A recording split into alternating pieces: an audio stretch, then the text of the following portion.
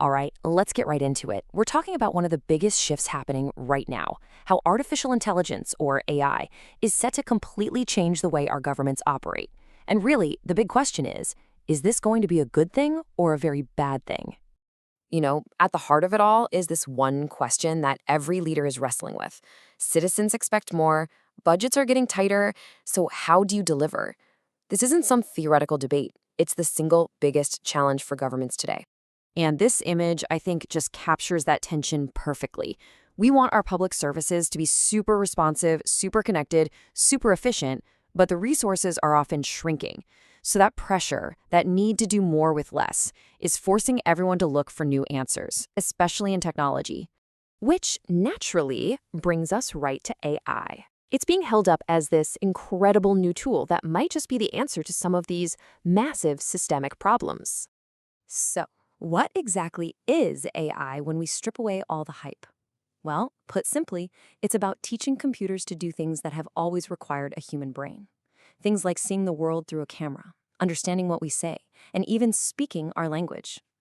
But here's where it gets really mind-blowing. Look at this number. We're not talking about a small niche tech. By 2030, AI could be adding $13 trillion to the global economy. To put that in perspective, that's why you see over 50 governments around the world scrambling to create their own national AI strategies. They know this is a game changer they absolutely cannot afford to miss out on. And this isn't some far-off future fantasy. It's happening right now.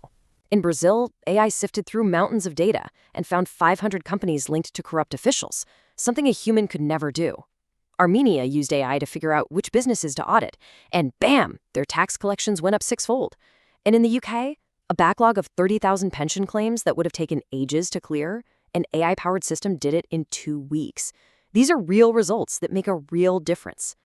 Okay, so if AI is so amazing, why isn't it everywhere? What's the holdup? Well, this is where the picture gets a lot more complicated. Let's talk about the roadblocks and, frankly, the dangers. The first big fear, of course, is about jobs. And there's a huge difference here. You've got human-enhancing AI. Think of it as a super-powered assistant for a doctor or a social worker. But then you have labor-replacing AI, which just completely takes over tasks humans used to do. And the numbers are pretty sobering. Some estimates suggest that by 2030, nearly a third of today's jobs could be automated, impacting up to 375 million people worldwide. That's a massive societal shift. And it's not just about jobs. There are really serious ethical risks. This quote from the World Bank nails it. Basically, if you train an AI on biased data from our past, data that reflects old prejudices, the AI will learn those biases. It could then make unfair decisions at an incredible scale, making existing problems even worse. On top of all that, for a lot of countries, the basic building blocks just aren't in place. You need leaders who get it. You need smart rules. You need good, clean data. And you need people with the right skills.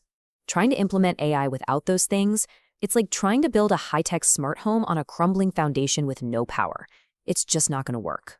So yeah, the challenges are real, and they're big, but they're not impossible to overcome. And that brings us to the path forward, a sort of playbook for how to do AI the right way. And rule number 1 in that playbook, the absolute most important thing, is this: a human has to be in charge. Always.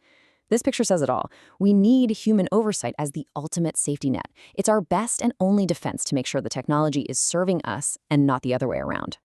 So how do you actually get started? Well, the key thing to remember is that you don't just flip some magical AI switch. The smart way to do it is to act more like a startup. You follow a process like this. Start small with a clear problem. Build a tiny prototype. Test it out, see what works, and only then do you think about scaling it up. It's all about being smart and iterative, not just fast and reckless. And wrapped around that whole process, you need these ethical guardrails. These 8 principles are the non-negotiables. We're talking about protecting people's privacy, making sure someone is accountable if things go wrong, and, crucially, making sure the AI is transparent.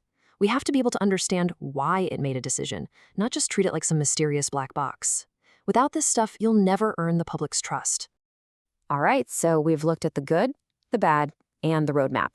Let's boil it all down into what leaders and policymakers can actually do right now. It really comes down to these 4 things. 1, create clear human-focused rules based on those ethical principles. 2, invest. not just in shiny new tech, but in your people and their skills.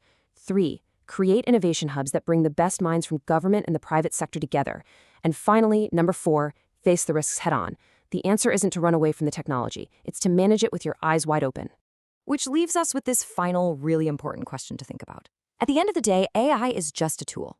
It's an incredibly powerful tool for sure, but whether we use it to build a government that's more understanding, more fair, and more responsive, or just a cold, automated bureaucracy, well, that comes down to us. It depends on the values we decide to build into these systems from the very beginning. The choice is ours to make.